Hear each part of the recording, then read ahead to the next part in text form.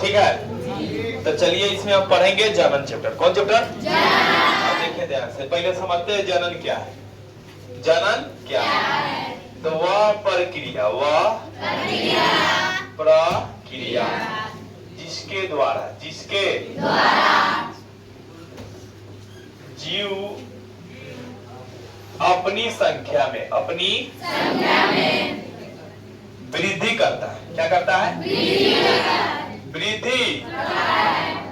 वृद्धि करता है एवं अपना अस्तित्व बनाए रखता है, एवं अपना पृथ्वी पर अस्तित्व बनाए रखता, उसे हम लोग क्या कहेंगे? उसे हम लोग जनन कहते हैं। तो यहाँ हम लोग एक बात सीख गए कि जनन वह प्रक्रिया है जिसके द्वारा कोई भी जीव अपनी संख्या में वृद्धि करता है और अपना अस्तित्व बनाए रखता है। तो समझ गए इस बात को? अब सुनिएगा, जनन को हम प्रजनन भी कहते हैं। क्या कहते हैं? प्रजनन। तो प्रजनन भी बोले तो यही परिभाषा होगा, तो नीचे से हम लिख ना देंगे, इसे प्रजनन भी कहते हैं। इसे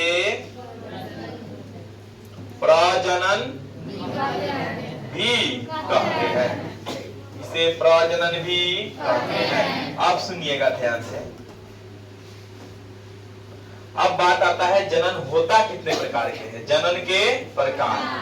अरे जनन के प्रकार, तो याद रखिएगा बच्चे लोग, जनन 2 प्रकार के होता है। क्या प्रकार के? 2 लिखेंगे, एक में लैंगिक जनन और एक 2 में पहले अलैंगिक लिख लीजिए। अलैंगिक जनन और 2 में क्या हो जाएगा? लैंगिक जनन। ठीक है, अब आगे पढ़ेंगे उससे पहले एक चीज जान लीजिए, सामान्यतः सभी पौधों में अलैंगिक जनन होता है। कौन जनन होता है? अलैंगिक जनन होता है।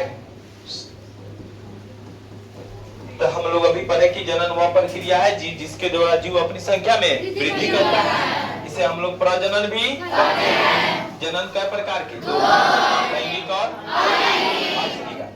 अलैंगिक जनन समानतः सभी पौधों में अलैंगिक जनन होता है। अब बात करते हैं सामान्यतः सभी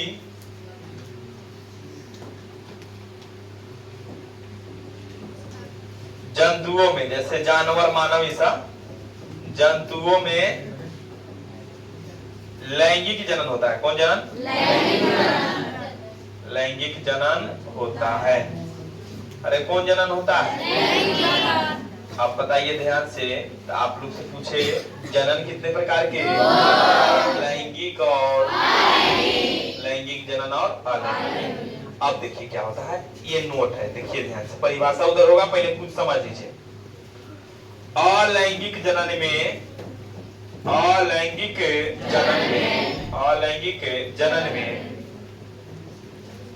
केवल एक जनक भाग लेता है। केवल एक जनक भाग लेता है। अलैंगिक जनन में केवल एक जनक भाग लेता है। आप सुनिएगा, लैंगिक जनन में, किसमें? लैंगिक जनन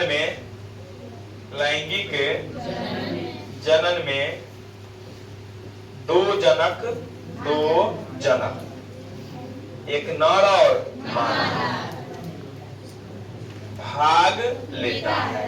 अरे भाग तो लैंगिक जनन में क्या गो?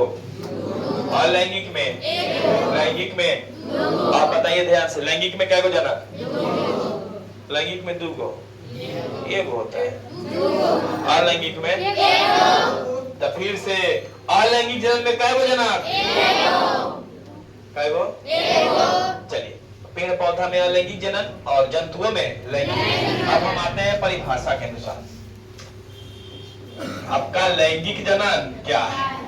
लैंगिक जनन के बारे में पढ़ते हैं। तो वह जनन की वह प्रक्रिया जिसमें दो जनक भाग लेता है। जनन की वह प्रक्रिया, जनन की वह प्रक्रिया जिसमें दो जनक अर्थात नर एवं मादा, नर एवं भाग लेता है,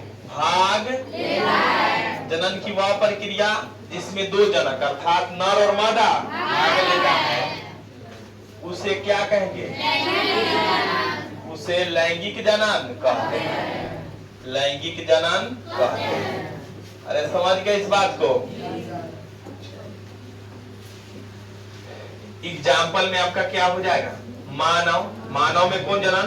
अलैंगिक जनन। लैंगिक जनन। सभी जानवर, इसमें कौन जनन? कुछ सूक्ष्म जीव, कुछ सूक्ष्म जीव, इसके अलावा कुछ पौधा, कुछ इस समय क्या होता है? लैंगिक जनन। कौन जनन? तो समझ गए लैंगिक जनन में कै गो जनक? नर और ठीक है। मानव में लैंगिक जनन होता है। ये याद रखिएगा। सर्वाधिक आनुवांशिक विभिन्नता, सर्वाधिक आनुवांशिक विभिन्नता, सर्वाधिक आनुवांशिक विभिन्नता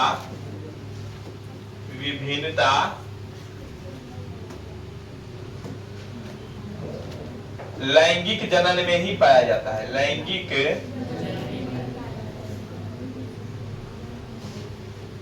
जनन में ही पाया जाता है। सर्वाधिक आनुवांशिक विभिन्नता लैंगिक जनन में ही पाया जाता है। कौन जनन में? लैंगिक जनन में ही पाया जाता है। अब बात करते हैं हम लोग प्रश्न अगला अलैंगिक जनन के बारे में। कौन जनन? अलैंगिक जनन। कौन जनन? अलैंगिक जनन। तब लिखेंगे जनन की वह प्रक्रिया, जनन की वह प्रक्रिया, जनन की वह प्रक्रिया जिसमें एकल जनक ही होता है, मतलब केवल एक जनक, एकल जनक ही होता है, उसे क्या कहेंगे? उसे अलैंगिक जनन कहते हैं। उसे अलैंगिक जनन कहते हैं। जनन की वह प्रक्रिया जिसमें एकल जनक भाग लेता है उसे क्या कहते हैं? अलैंगिक जनन। ठीक है। इसमें सर्वाधिक, इसमें आनुवांशिकता, आनुवांशिक समानता पाया जाता है। आनुवांशिक समानता, इसमें सर्वाधिक आनुवांशिक समानता पाया जाता है। आनुवांशिक समानता पाया जाता है। एग्जाम्पल किस में हो जाएगा? पौधों में। किस में? अमीबा, शैवाल, हो गया? अमीबा, शैवाल, प्लेनेरिया, कौन अलग अलग इसका प्रकार बहुत है। अरे समझ गए? हाइड्रा जलीय जीव है, बहुकोशिकीय होता है। ठीक है, तो समझ गए इस बात को? देखो अलैंगिक जनन के प्रकार, लैंगिक जनन के प्रकार, अलैंगिक जनन के। अब देखिए ध्यान से, अलैंगिक जनन के कई प्रकार होगा। पहला हो जाएगा विखंडन। क्या हो जाएगा? विखंडन। क्या होगा? दूसरा हो जाएगा द्विखंडन। क्या हो जाएगा? द्विखंडन। तीसरा हो जाएगा बहुखंडन। क्या होगा? बहुखंडन। तीसरा क्या हो जाएगा? चौथा हो जाएगा पुनर्जनन। क्या हो जाएगा? प्लेनेरिया में होता है। ठीक है। पांचवा क्या हो जाएगा? मुकुलन। क्या होता है? मुकुलन। छठा हो जाएगा कायिक जनन। क्या होगा? कायिक जनन। और कुछ होता है क्या? अब देखिए बारी बारी से हम आप लोग को समझाते हैं। अभी लिखवा नहीं। विखंडन में क्या होता है? शरीर जो है ना दो टुकड़ों, अनेक टुकड़ों में बढ़ जाता है और नया नया जीव का रूप ले लेता है, तो उसे क्या कहेंगे? द्विखंडन में क्या होता है? शरीर दो खंडों में टूट जाता है, तो उसे क्या कहेंगे?